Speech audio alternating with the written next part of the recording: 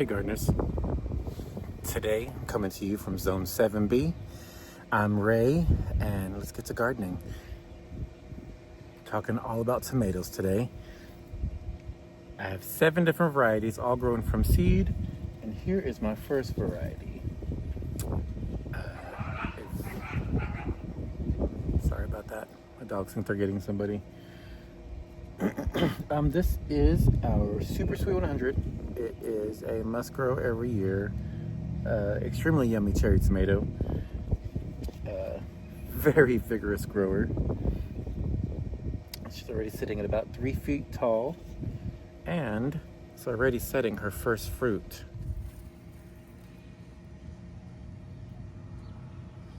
She'll make little clusters just like that. She's got a few others. Don't mind the damage. We had an awful wind yesterday. A Supersweet 100 has a really delicious taste. It's really easy to grow. It is a indeterminate tomato, as well as the next 5 tomatoes that we talk about. Indeterminate just means it's going to grow all the way up until the first frost kills it, which here in Zone 7B is going to be around mid to late November. It's all around one of my favorites. The next one we'll talk about is going to be this beauty. This is going to be our black cherry tomato. I'm not really sure what video I was watching online, but they said it had a smoky taste. I was like, you know what? I want to give it a try and try it. Well, we're addicted. They are a plum color tomato, like a purpley plum color when they're ripe, almost even like an ashy brown. They have a really unique smoky flavor to them that's just to die for. And I mean, honestly, I don't really think we get to grow them much often to put in salads or anything. I kind of just eat them as they grow. Also, indeterminate tomato. It's not as vigorous a grower as this Supersweet 100. This one will put on trestle tomatoes here and there, as that one will try to put on I don't know what to call it, a cluster of tomatoes almost every other leaf node, plus every single sucker it shoots out will try to also send another cluster of tomatoes. Definitely a great grower. Easy to grow here in 7B, and just super delicious. If you've never tried growing them, I would suggest it for sure. So now that we have the cherry tomatoes knocked out, it's time to get over into the big boys, the beefsteaks. I have never actually grown a beefsteak tomato before, so I'm actually pretty excited this year. We have 4 varieties, but one I'll be covering at the end of this video. See, so first and foremost, we have Brandywine Black. Insert a picture of that here. We have no fruit from this one just yet, but lots of blooms and lots of promise. Hopefully in the next few days we'll start seeing some baby tomatoes form. But no, we're pretty excited about it. It's growing strong, it's nice and hardy. And then right next to it is going to be our Hillbilly, which I'm also really excited. The name's not only fun, but it's also a yellow and pink colored tomato once fully ripened.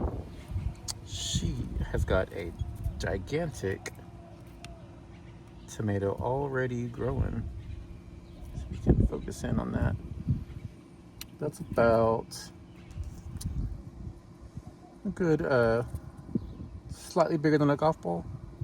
And last we have Brandywine. She's got a little tomato sitting right there, nice and tucked in.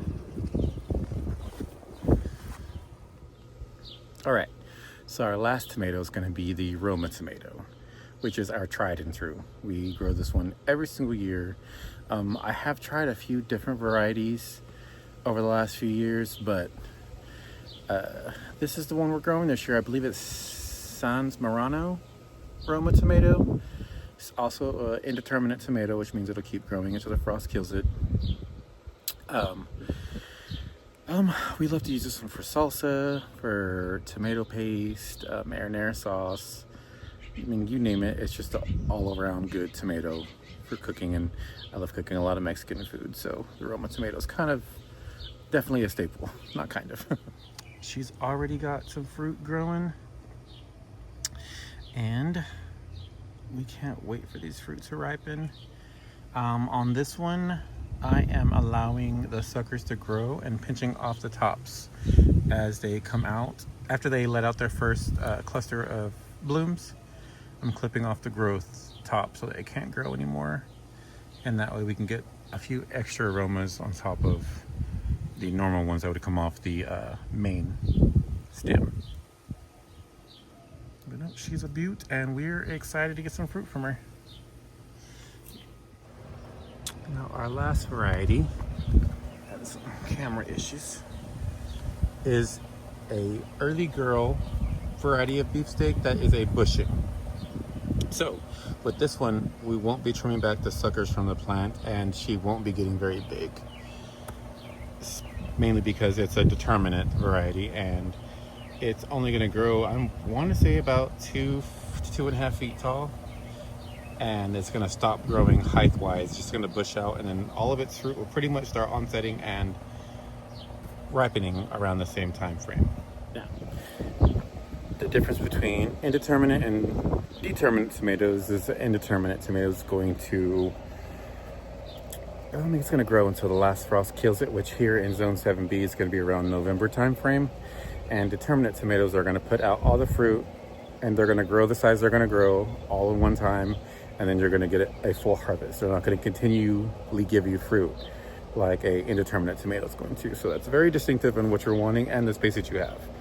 If you have a lot of indeterminate tomatoes like I have growing, you do have to have the space to trellis them and keep them growing so that they don't take over your entire garden, because they will. Indeterminates are considered a vining, and so they just kind of keep growing and growing and growing until, like I said, the frost kills them, and that's when you finally get them to slow down, even when it gets cold. Now, a determinate is going to be more of a bushing, so you can put a determined area for it, hence determinate, and it's only going to take up that one space, only going to grow so high, so wide, and only give you so many fruit. Which, now that we've gotten that covered, we're going to go on to our next topic, which is how to trellis tomatoes. So I have our indeterminate tomatoes are just trellised with a stake. I'm not really giving them too much support. They're not going to get very high. They're not going to get very big. And so that's pretty much all they need. Now, we come back here, back to the Roma tomatoes.